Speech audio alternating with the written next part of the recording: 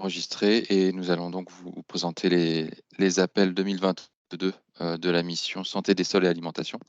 Donc on se retrouve là un petit peu à une période où vous allez avoir beaucoup d'informations sur ces appels. Il y aura notamment la semaine prochaine la Commission européenne qui fera également un webinaire d'information sur ce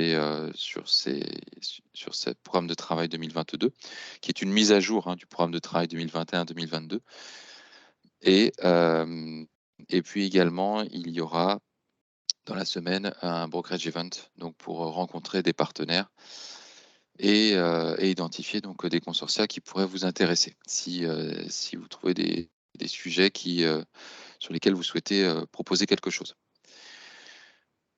Donc le contexte de la mission, alors on va pas rappeler tous les éléments classiques d'une mission parmi 5 autres, enfin parmi 4 autres, et on va plutôt dire un petit peu là où on en est, c'est-à-dire cette dynamique autour des sols insufflée par l'Union européenne, avec d'un côté le cadre politique, avec des stratégies qui ont été mises en place. On parle de la stratégie sur les sols, la loi sur la santé des sols. Euh, Plus globalement, on a tout ce qui concerne le pacte vert européen ou la politique agricole commune, par exemple, qui s'inscrit dans cette dynamique aussi de la santé des sols. Il y a l'Observatoire européen des sols qui est mis en place et qui a un objectif vraiment sur le long terme d'être un réservoir de données et également un support pour tous les utilisateurs. Et puis, la mission Sol qui vient en soutien avec des mécanismes de financement pour soutenir vraiment ces questions.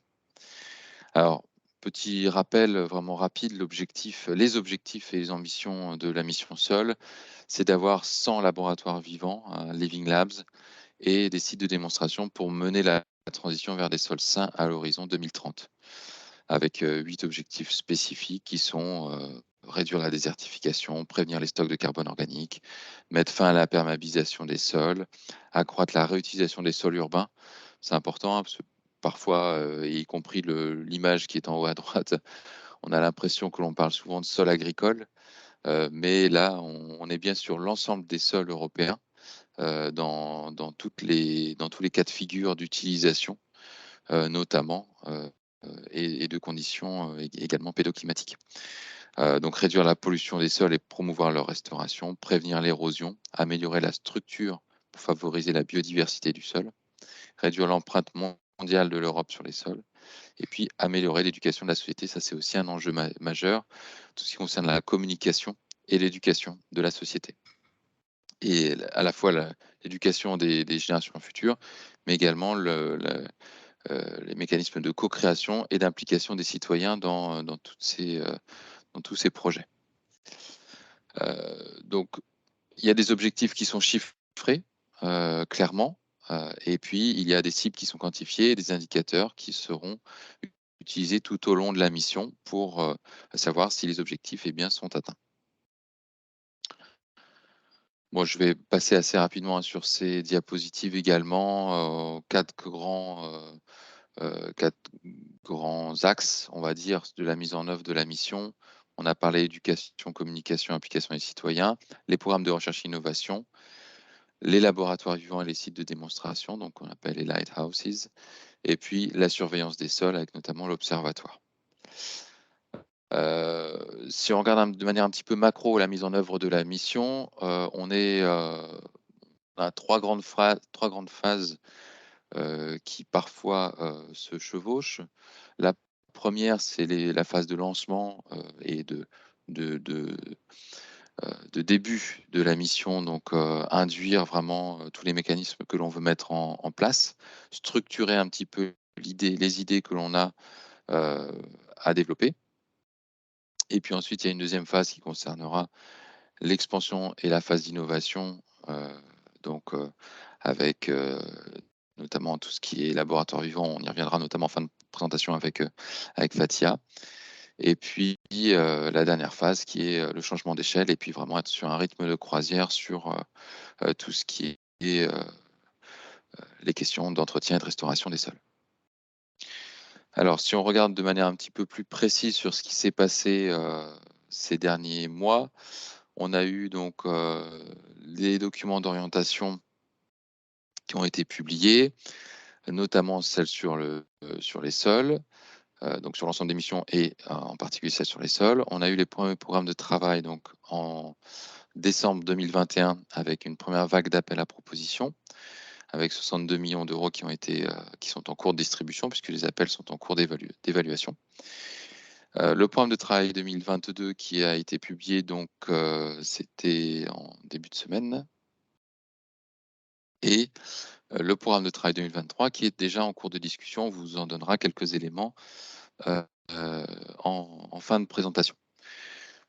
Donc dès l'été 2022, on est sur, l'action préparatoire, besoins en matière de sol avec notamment les cartes interactives de laboratoires vivants existants et puis tout ce qui va servir d'action préparatoire pour le déploiement et de nouvelles actions. Alors, à l'été 2022, il y aura également les travaux de la nouvelle mission board, hein, pour lesquels il y a eu notamment des appels à recrutement d'experts. La promotion des laboratoires vivants dans les États membres, ça sera pour, l'année 2023 et puis ensuite les premières vagues de Living Labs, en 2024. On peut rajouter à cela tout ce qui est sensibilisation et engagement, à la fois citoyenne mais également politique.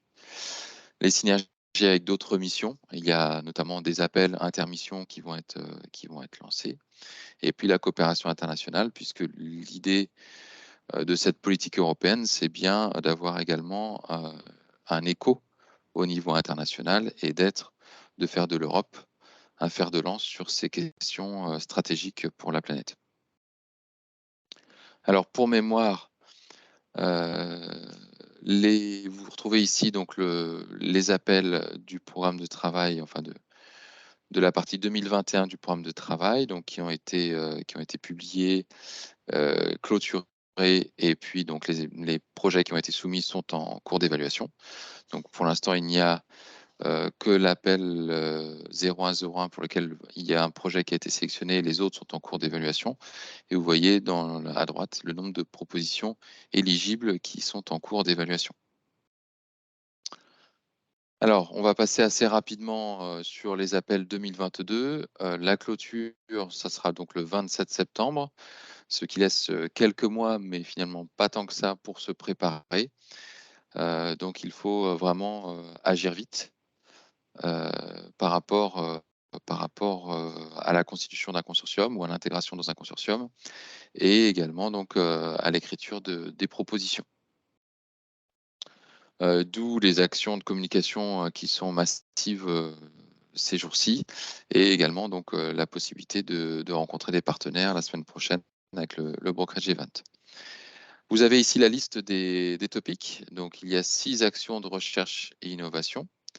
Alors ce que j'ai pas dit, hein, mais c'est évidemment, vous pouvez poser les questions dans le chat s'il y a des mots, s'il y a des choses que vous comprenez pas ou si vous voulez plus de détails, n'hésitez pas.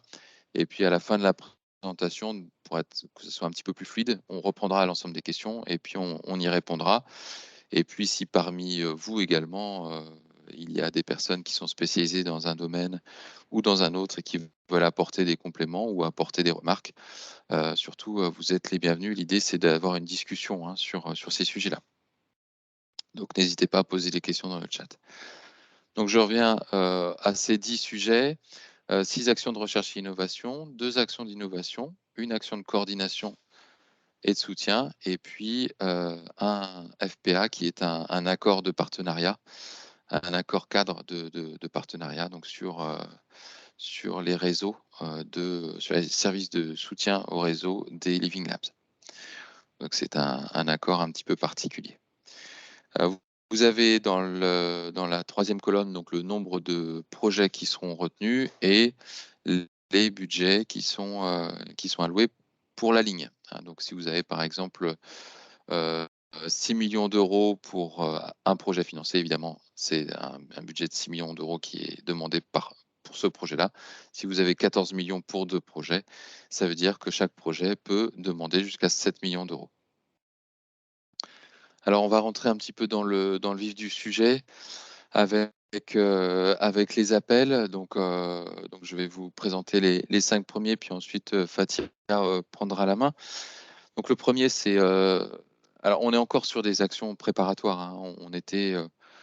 C'était franchement le cas sur les appels 2021, mais vous allez voir qu'on est quand même encore dans cette optique-là sur ce programme de travail 2022, avec vraiment un soutien au déploiement de la mission, c'est-à-dire vraiment l'idée de lancer cette mission et les actions qui vont venir, et notamment la partie formation.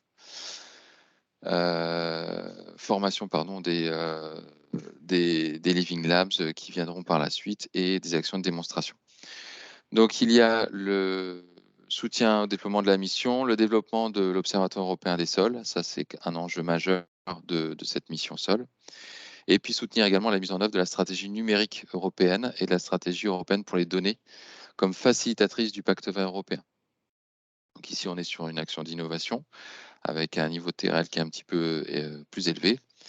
Et les actions attendues sur ce projet, sur ces propositions qui sont à soumettre, c'est développer une stratégie et des méthodes standardisées, des recommandations pour le traitement et l'exploitation des données sur les sols, donc qui peuvent résulter notamment de projets de recherche et innovation déjà financés, avec l'idée de trouver des niveaux de compatibilité, d'interopérabilité entre les bases de données actuelles, les infrastructures également numériques et les services numériques, et ce qui pourrait être proposé dans les années à venir sur les appels à venir. Donc c'est créer un socle commun en fait sur ces questions-là. Donc ensuite, développer et tester des prototypes de référentiels de connaissances avec notamment toutes les questions et les enjeux d'open access et d'ergonomie, d'intuitivité pour l'utilisation sur le long terme de ces outils. Avec notamment l'idée que l'Observatoire européen des sols s'en empare et qu'il puisse y avoir un lien direct. Tirer parti du potentiel de l'intelligence artificielle et de l'apprentissage automatique pour traiter les informations et les données, avec toujours comme objectif derrière, développer le caractère faire de ces données, donc ce qu'on appelle findable, accessible, interoperable and reusable, donc que ça soit facile d'accès, facile à identifier, avec une interopérabilité et une facilité d'utilisation ultérieure pour l'ensemble des utilisateurs, puisque l'idée c'est toujours de valoriser ces données et de pouvoir les utiliser pour maximiser l'impact. Dernier point, il s'agit donc de fournir des exemples de cas d'utilisateurs orientés vers la pratique pour montrer comment les utilisateurs potentiels, et là on parle de l'ensemble des utilisateurs potentiels, donc à la fois les chercheurs, des gestionnaires de territoire, des autorités, etc., peuvent tirer parti de ces informations et des données existantes. Alors, je vais passer devant. Donc, l'appel suivant sur l'amélioration de la durabilité des systèmes alimentaires, et notamment de tout ce qui concerne la gestion des résidus issus de l'alimentation. Donc, on a pour objectif là, alors là, on a des projets d'action de recherche innovation. Donc, on a un curseur qui est orienté un peu plus recherche que innovation, et on aura 2 projets financés à 7 millions d'euros chacun. Vous avez donc comme objectif de cet appel améliorer la gestion et le recyclage des résidus issus de la transformation des aliments, à la fois solides et liquides.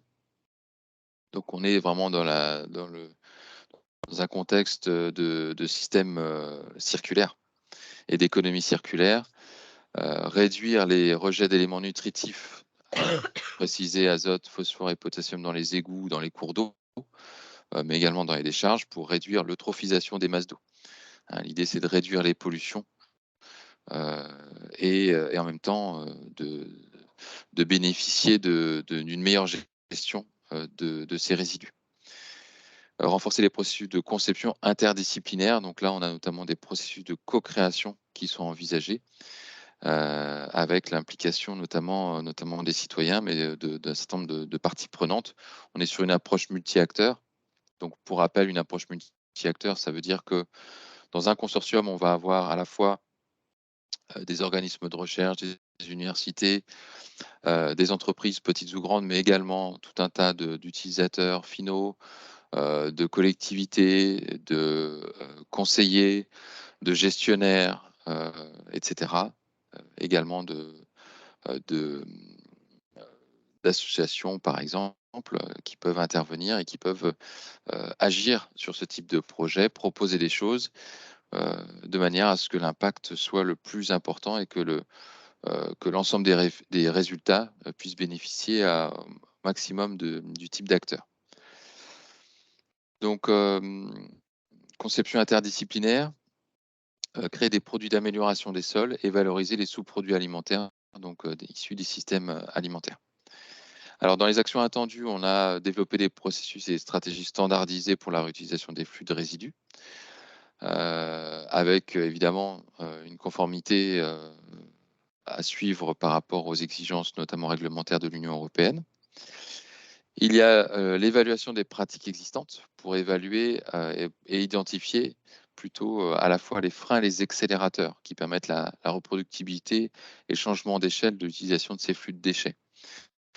Ça, c'est assez important. À la fois, on veut évaluer et développer des choses, mais il faut également savoir quels sont les éléments qui peuvent freiner ces changements de paradigme ou bien les accélérer. Et dans l'économie circulaire, c'est quelque chose de particulièrement prégnant. Ensuite, il y a l'élaboration d'une liste d'actions et de priorités pour surmonter les challenges potentiels. Donc, on parle notamment de tout ce qui est risque biologique ou chimique, les questions de stockage ou de transport, par exemple. Il y a également la mise en place d'un cadre d'évaluation pour la conception, la mise en œuvre et le contrôle de la performance des actions et stratégies. Donc là, on a tout ce qui concerne plutôt l'évaluation au sens large, en lien avec le cadre réglementaire. Identifier des sources de financement public et privé, ça c'est quelque chose d'assez important, utilisable pour soutenir les projets dans le cadre de la bioéconomie circulaire. Donc là, on a les sciences humaines et sociales qui sont aussi assez présentes sur ce type d'appel. Et le point suivant, créer une conscience sociétale.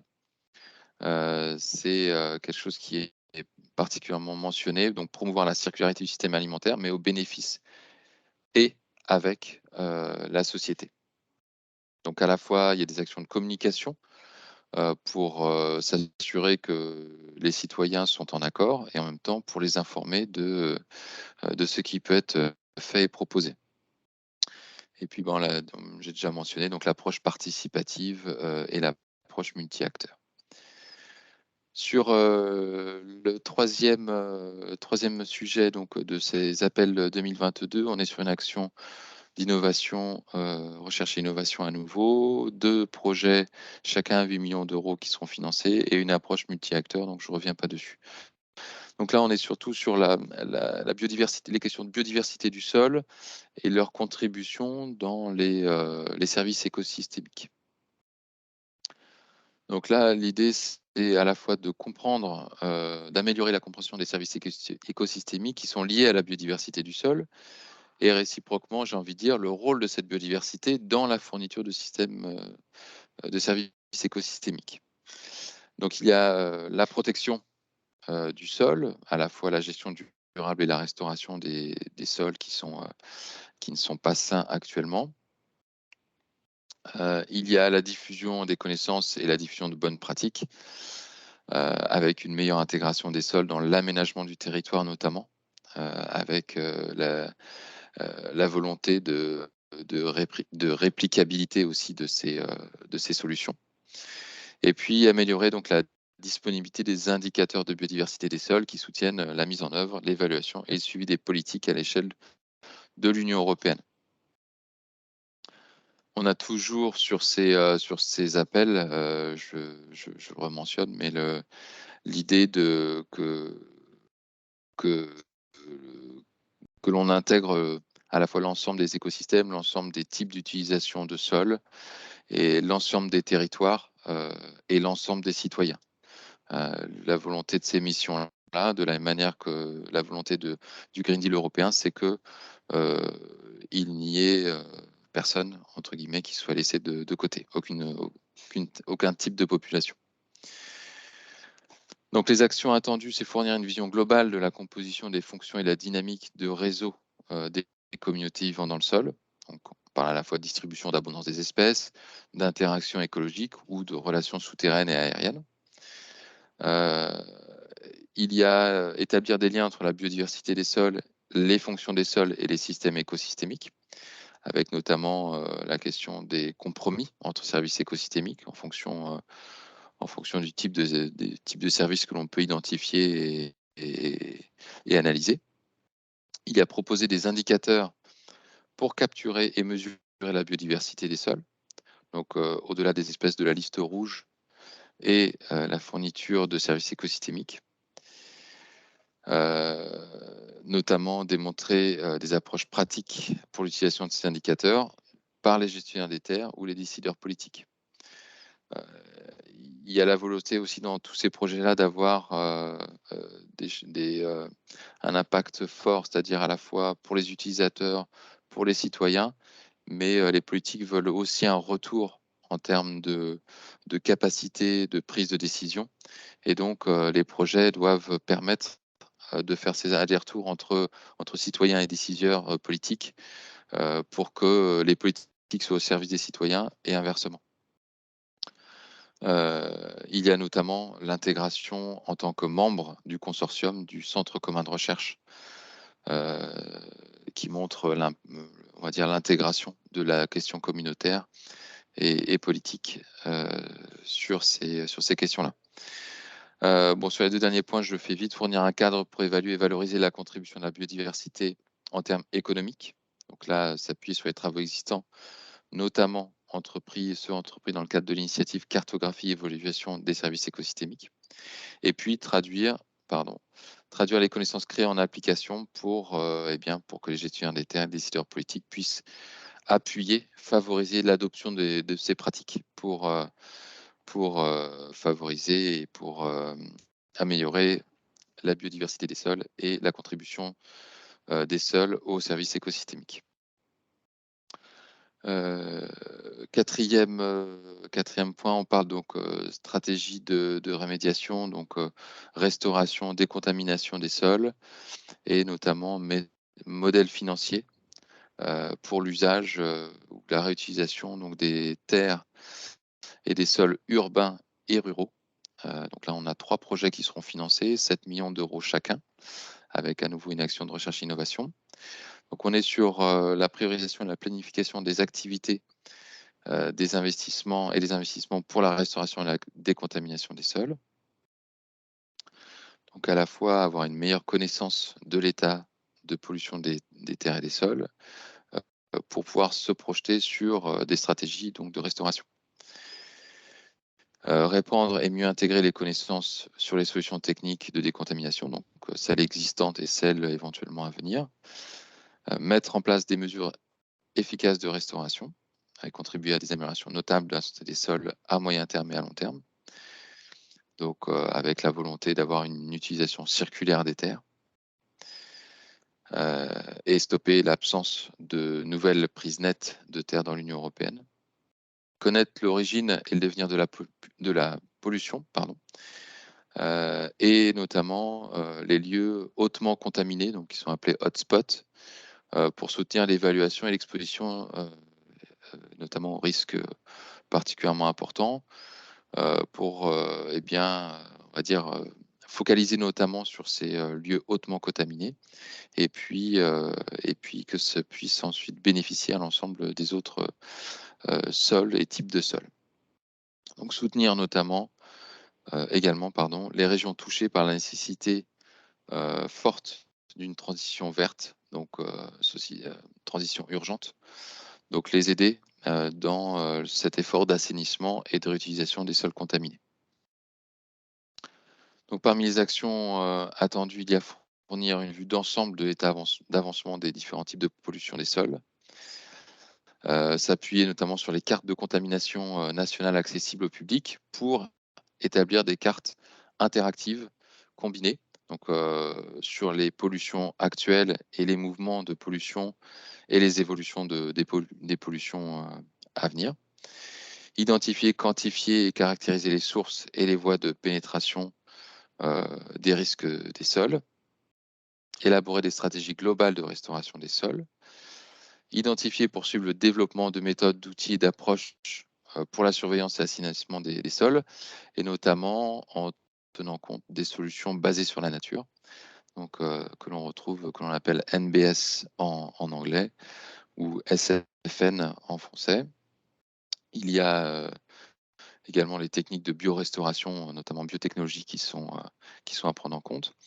Développer des modèles financiers, hein, ça c'était le point important, notamment qui était pris dans le titre du topic. Développer des modèles financiers d'aménagement du territoire, donc en prenant en compte les critères sociaux et de développement sociaux pour permettre la réutilisation des terres et également donc proposer des un soutien à la prise de décision pour la restauration et la décontamination des sols. Enfin, dernier point, renforcer la capacité à établir des rapports prospectifs et prévisionnels pour avoir une action, enfin, avoir comment dire, une action sur les risques émergents ou majeurs et délivrer des actions prioritaires sur les actions de décontamination.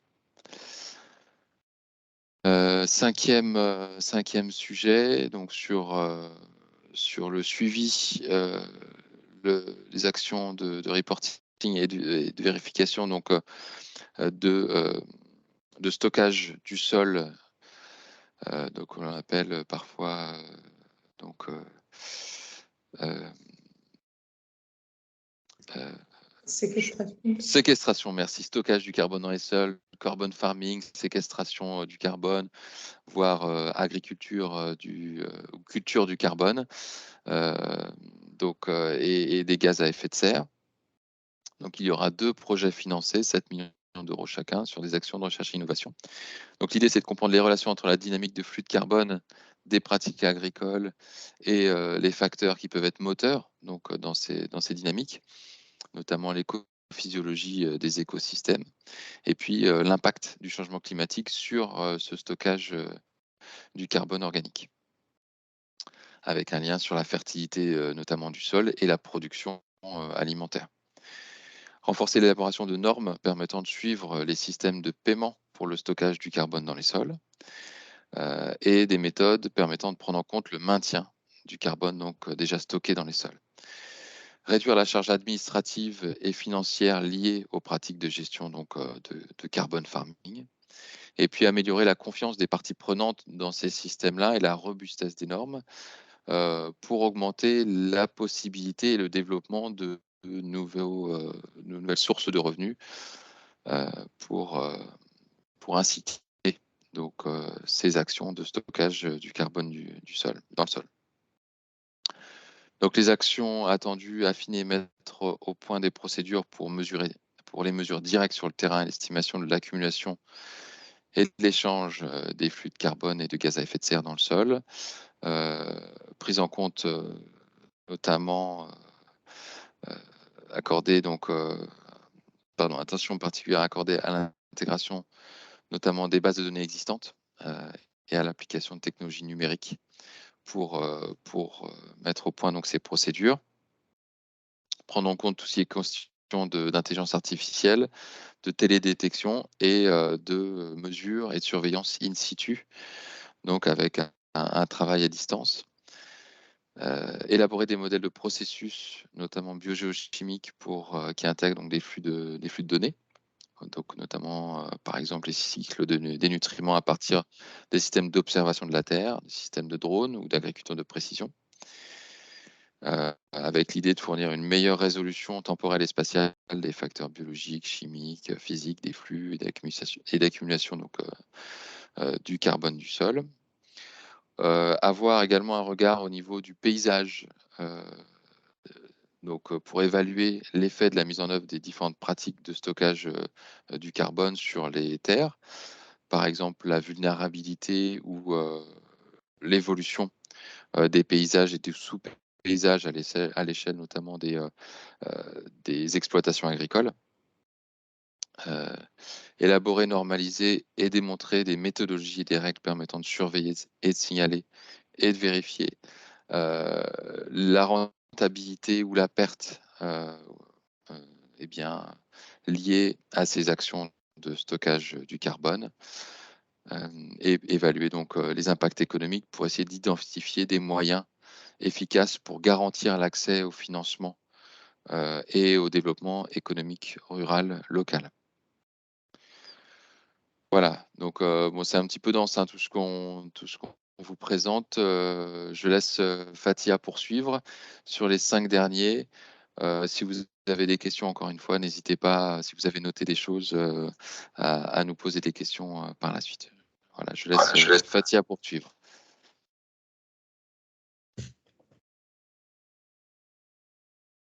Tu n'as pas mis ton micro.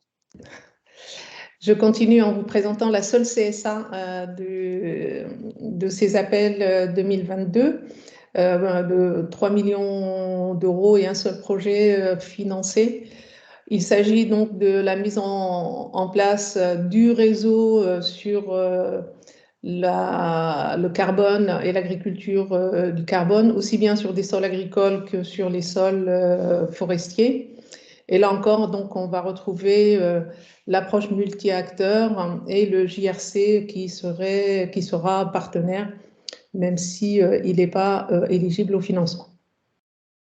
Alors, pour aller vite, donc, c'est un appel donc, qui consiste à construire et à concevoir et mettre en œuvre des pratiques d'exploitation du carbone en Europe, accroître la confiance des parties prenantes et la robustesse des normes sur les marchés volontaires du carbone pour développer l'implication des producteurs et des gestionnaires dans la volonté donc d'améliorer l'activité carbone dans les sols européens et faciliter l'adoption et le développement de normes pour cette agriculture carbone qui est appelée à se développer sur l'ensemble des territoires européens. Alors, ce qui est attendu de cette CSA, alors je rappelle une CSA, donc c'est vraiment, on est sur la mise en œuvre sur le terrain. On attend la construction et la coordination de ce réseau d'acteurs européens. On attend aussi le développement d'une plateforme pour le partage des connaissances, l'échange d'expériences, l'échange des meilleures pratiques facilitant le développement du programme de l'agriculture carbone basé sur des résultats. On attend également la mise en place de réseaux de collecte de données et là on verra aussi qu'il y a d'autres appels qui consistent à faire participer les citoyens à cette collecte de données. Ici, donc, on attend des réseaux de collecte liés aux stations de mesure des différents flux de carbone, des campagnes d'échantillonnage du sol, des différents sols dans les différents pays européens, dans différentes régions, et encourager la pratique du partage des données et la normalisation, la récupération et l'agrégation des informations. On voit bien, encore une fois ici, que l'objectif, c'est vraiment de construire un réseau de partage et de coordination du suivi et de l'amélioration des pratiques agricoles pour l'agriculture carbone. On attend donc à la fin donc, à aboutir à la co-création de solutions à l'amélioration de la communication et l'engagement avec les parties prenantes garantissant ainsi la copropriété des solutions et soutenant l'intérêt, les connaissances et l'adoption de l'agriculture carbone. L'idée aussi ici, c'est très clairement d'utiliser les bases de données existantes qui sont très nombreuses et de travailler avec en particulier donc, les autres appels de la mission SOL, notamment la 2022-05, que vient de présenter Vincent à l'instant. Et bien sûr avec le JP sol. Le 7e appel est une RIA de 6 millions d'euros, un seul projet. L'idée ici, on en a déjà parlé, puisqu'il s'agit d'un objectif majeur qu'on retrouve dans la mission sol, c'est d'améliorer l'éducation de la population européenne autour de la question de la santé des sols, en considérant que la santé des sols est la base de la santé de la planète et de la santé des personnes. Et donc, ce qui est intéressant à noter ici, c'est que c'est une RIA, ça veut dire qu'on attend des travaux de recherche approfondis et fondamentaux pour essayer de développer la compréhension, essayer d'identifier quels sont les leviers qui vont permettre de faciliter l'apprentissage de la population pour maintenir et améliorer la santé des sols. Donc l'objectif, c'est d'améliorer la compréhension des sols par la société et encourager les changements de comportement, intégrer plus fermement les sujets liés au sol dans les différents niveaux d'éducation, et là on va aller vraiment dans les détails des niveaux d'éducation en Europe, et enfin aligner l'amélioration des informations sur les sols avec les valeurs de la population, en essayant de montrer l'alignement des grandes valeurs de la population, notamment sur des valeurs de partage, des valeurs de protection de la planète, de la durabilité, etc., avec les informations que l'on va diffuser autour de la santé des sols. On attend une évaluation du niveau actuel des connaissances des sols par les élèves. Ça veut dire donc qu'il faut sonder les étudiants, les élèves du primaire, secondaire, mais aussi des étudiants à l'université et de la société en général. C'est quel est le niveau de connaissance aujourd'hui du sol dans la population. Ensuite, on attend aussi des cours et des modules de formation, des vrais packages prêts à être utilisés dans les écoles et dans les universités pour améliorer l'apprentissage ou la connaissance de la population des questions principales liées à la santé des sols. On attend aussi une identification et le développement de pilotes pour des pratiques durables exemplaires dans des contextes éducatifs liés au sol, par exemple les jardins potagers, par exemple les activités de compostage, etc., dans toutes les zones européennes, que ce soit rurales, périurbaines ou urbaines. Et enfin, donc, fournir des informations orientées vers les différents groupes cibles et disponibles dans de nombreuses langues, les grandes langues donc, de l'Europe, pour pouvoir diffuser largement les connaissances ou en tout cas les résultats des travaux sur les processus d'apprentissage sur la santé des sols. Et dans cet appel, on demande une coopération avec les autres appels 2021 et en particulier l'appel 2022-01 que Vincent a présenté tout à l'heure. Le 8e appel est le partenariat. Là, on est sur la construction de soutien et de support au Living Lab et aux démonstrateurs. Là, c'est donc le partenariat. Évidemment, on n'a pas de budget puisqu'on n'a pas encore le consortium et on n'a pas encore le programme de travail du consortium. Mais globalement, donc, dans le work programme, on attend des soutiens à la mise en œuvre effective de la mission avec l'objectif global de créer 100 laboratoires, 100 Living Labs. Et le partenariat précisera ses objectifs, qui seront les objectifs discutés au sein du consortium. Alors, on n'a pas d'informations sur l'engagement de la France et des institutions françaises dans ce partenariat, mais peut-être qu'on aura d'autres informations plus tard sur l'engagement français dans ce partenariat. Ce qui est attendu dans le partenariat, ce sont les laboratoires vivants et les démonstrateurs qui sont censés rassembler une variété d'acteurs pour co-créer, tester des solutions sur le terrain, fournissant ainsi des innovations avec un fort potentiel d'adoption rapide par les gestionnaires des sols et les autres acteurs. Le partenariat établira les conditions et identifiera le consortium de partenaires qui va lui-même faire des appels ultérieurs pour une ou plusieurs conventions spécifiques qui permettra donc de gérer une structure de soutien pour la coordination des laboratoires vivants financés. Et enfin, donc, le partenariat, bien sûr, aura à trouver des synergies avec l'UIP Agri, l'Observatoire européen des sols et les autres projets, donc les autres appels qui sont dans les appels 2021, en particulier le 0101. Le 9e appel est une RIA de 6 millions d'euros pour un seul projet financé. On retrouve un petit peu cette question de l'apprentissage et de l'implication de la société dans les questions liées à la santé des sols en Europe. D'ailleurs, hein, donc, il y a beaucoup de points de relation ou de liens avec l'appel numéro 7. Et là, donc, évidemment, on est sur un appel qui intégrera forcément donc, les sciences sociales, puisqu'on est sur des questions liées à l'implication des citoyens dans la science liée à la santé des sols.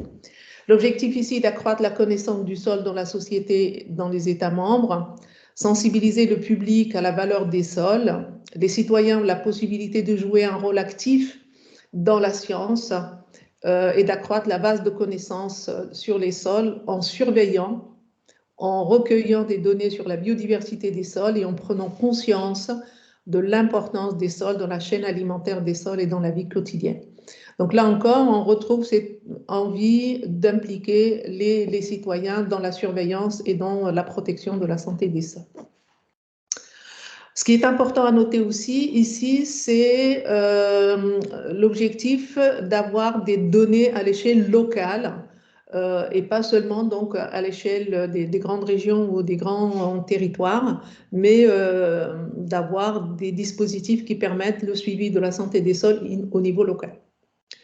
On attend des actions liées à l'élaboration de la stratégie pour la collecte, le traitement et la visualisation standardisée des données sur la santé des sols qui sont soumises par les citoyens directement depuis le terrain. Donc là, on voit bien que si on veut que les citoyens participent, il faut leur donner un cadre et des outils standardisés pour pouvoir faire du reporting et de la surveillance pour faire remonter les informations. Formuler des recommandations, des lignes directrices, des protocoles et des guides de terrain pour recueillir les données et les observations de manière plus systématique et montrer, tester des outils conviviaux pour l'évaluation des questions liées à la santé des sols par les utilisateurs des sols et la communauté au sens large en tenant compte de la diversité linguistique. On retrouve ici aussi donc cette envie ou en tout cas cette attente de diffuser la science du sol dans toute l'Europe, quel que soit le pays, quelle que soit la langue utilisée. Le dernier appel de 2022 consiste donc à lancer des innovations pour la santé des sols issues des biodéchets. Là, c'est une action innovation avec 9 millions d'euros et 3 projets seront financés, ce qui est intéressant puisque donc on est sur des objectifs de création de produits et de services qui permettent donc d'utiliser la biomasse pour améliorer la qualité des sols. L'objectif est d'augmenter le nombre de start-up et donc de création de nouvelles activités, nouvelles entreprises et de pôles industriels innovants pour développer et mettre à l'échelle des amendements pour les sols à partir des biodéchets. Ça existe déjà, donc l'idée c'est d'aller plus loin pour que ce soit une vraie dynamique de recherche autour de la valorisation des déchets pour l'utilisation comme amendement, améliorer la récupération des nutriments à partir des biodéchets pour la production d'amendements pour le sol et améliorer les performances en matière d'environnement, de santé, de sécurité pour les sols issus des biodéchets. Donc on voit bien qu'il y a ici des questions autour de la sécurisation de l'utilisation des déchets pour l'amélioration de la qualité des sols. On attend donc du consortium de développer et piloter les innovations pour soutenir la validation des produits à grande échelle et la reproduction sur le marché des produits d'amélioration des sols issus des biodéchets. Donc on imagine ici bien des produits nouveaux à partir des biodéchets et leur mise sur le marché. Développer, piloter des business models appropriés, donc comment construire un modèle, un business qui permette évidemment donc de valoriser les biodéchets en produisant des amendements, mais en même temps être rentable pour les propriétaires et les fondateurs de ces entreprises. Démontrer l'innocuité des amendements du sol et leur phase de production. Analyser les vulnérabilités, les dépendances et les besoins en infrastructures critiques susceptibles d'entraver le développement et la production, commercialisation d'amendements pour les sols et mettre en œuvre une approche multi-acteurs en impliquant un grand nombre de parties prenantes, les PME, les conseils municipaux, les centres de recherche, la société civile, etc. Voilà donc les 10 appels 2022. Quelques mots donc avant de clôturer autour des appels 2023 qui sont encore en préparation. Ce qu'on nous dit donc, c'est que les caractéristiques du programme 2023, c'est un budget de 158 millions d'euros avec une grande part consacrée au Living Lab et aux démonstrateurs.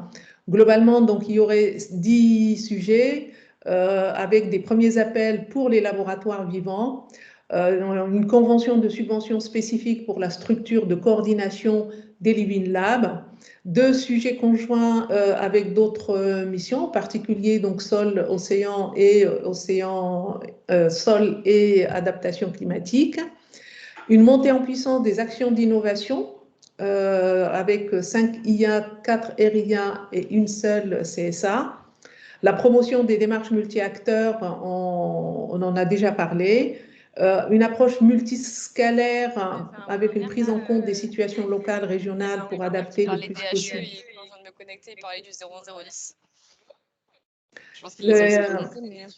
Et enfin, donc, la consolidation de ces sujets est encore en cours. Suivante, Vincent, le dernier point d'information transmis par la Commission, c'est que le premier appel à candidature pour les laboratoires devra s'accompagner d'une campagne de sensibilisation globale des parties prenantes qui serait sous forme de session d'engagement. Le projet qui a été financé dans l'appel 2021-0101 s'appelle PrEP Soil. Donc, nous, on ne sait pas qui a été lauréat de cet appel-là, mais en tout cas, c'est celui-là avec lequel il faudra travailler dans un certain nombre d'appels qu'on a présentés. Un autre projet, TRAMI, donc, viendra soutenir les engagements et l'EIP Agri, bien sûr, sera mobilisé. Et enfin, les appels conjoints. Pour l'instant, donc, la commission travaille sur des meilleurs pour adapter les canaux de communication qui ne sont pas forcément les mêmes et qui permettent donc peut-être d'élargir les consortiums et peut-être les partenariats. Pour terminer, donc, quelques ressources. Ah, pardon, le calendrier. Le calendrier, préparation du programme de travail en cours jusqu'en juin 2022. Juillet, septembre, consultation interservice et finalisation du programme. Et normalement, donc, l'adoption en décembre 2022. Donc, 2 diapos sur les liens utiles. Donc, je ne vais pas les passer en revue. Et aussi, donc, notre site internet, hein, n'hésitez pas. Et puis, l'équipe qui est à votre écoute pour répondre à toutes vos questions. Je vous remercie de votre attention et on a quelques minutes pour quelques questions.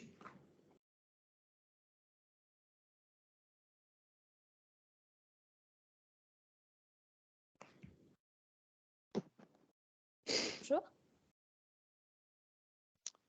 Bonjour. Si vous voulez bien juste vous présenter puis Oui, poser bien votre sûr. question. Oui. Donc, je suis Florence Cataille de l'IRD. Je voulais avoir des précisions quant à la dimension coopération internationale des appels 2022. Je voulais savoir si vous pouviez préciser si cette dimension sera transverse à tous les appels que vous avez présentés et quelles sont les modalités pour, voilà, pour avoir une implication de partenaires internationaux hors Europe sur les projets, s'il vous plaît. Alors, sur la coopération internationale, les modalités, c'est les mêmes que pour tout Horizon Europe. Donc, il n'y a pas de règles spécifiques. Donc, les pays associés peuvent participer, être bénéficiaires et coordinateurs. Les pays tiers peuvent participer pour ceux qui sont dans la liste de la Commission et obtenir un financement. Et les autres peuvent participer, mais sans financement. Après, la coopération internationale est toujours souhaitée. C'est vrai qu'elle n'est pas toujours précisée, mais elle est toujours souhaitée. Mais on reste quand même sur des objectifs européens qui sont assez marqués. Là, on est quand même sur Oui, c'est pour ça. des objectifs chiffrés en fait de la mission qui sont la santé des sols européens. Donc, il faut que les partenaires internationaux puissent s'inscrire dans cette dynamique et dans ces engagements. L'idée, c'est pas entre guillemets d'aller faire des actions de démonstration à l'autre bout de la planète et qui n'auraient pas d'impact après, qui ne soient pas, par exemple, reproductibles ou qui ne soient pas sur un territoire européen, quoi. Très bien. Mais s'il y a des compétences dans un pays tiers et qui peuvent être transférées ou qui peuvent être, en tout cas, servir de base à des travaux de recherche travaux de recherche ou démonstration ou d'innovation pour le bénéfice des sols européens, il n'y a pas de souci. Bien, je vous remercie.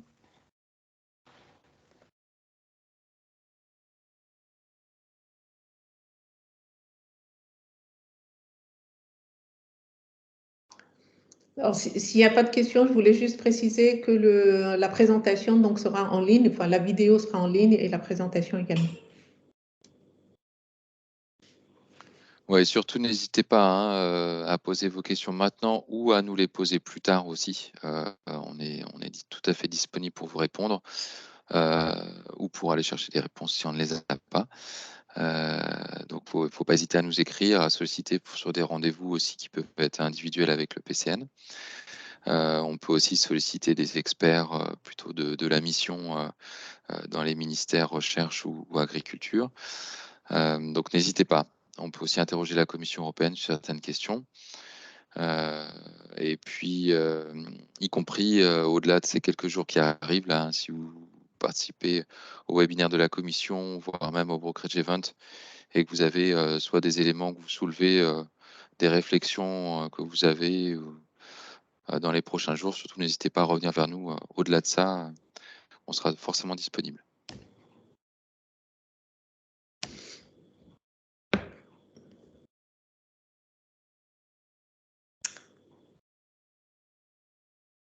Moi, j'ai une question, Laurent Saint-André Oui. de l'INRAE. Bonjour.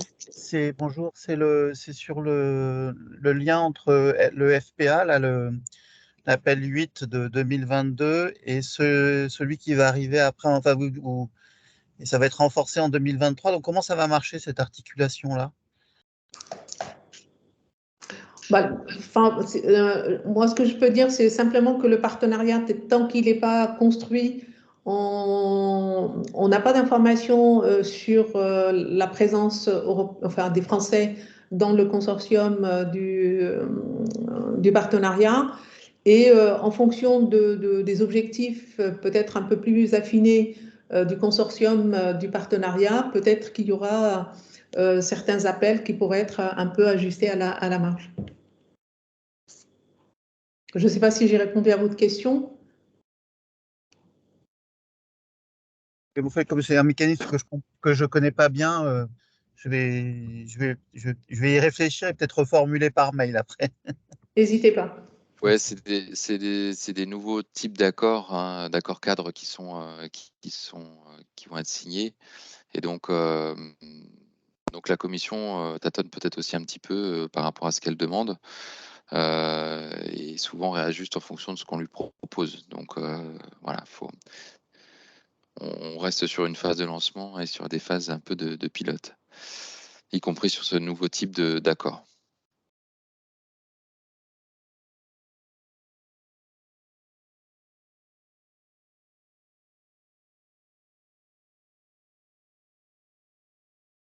Très bien. Donc, s'il n'y a pas d'autres questions, nous vous remercions chaleureusement d'avoir participé. Nous vous invitons à suivre les autres webinaires qui vont arriver, le Brokerage Event, et de revenir vers nous en cas de questions plus précises sur ces appels.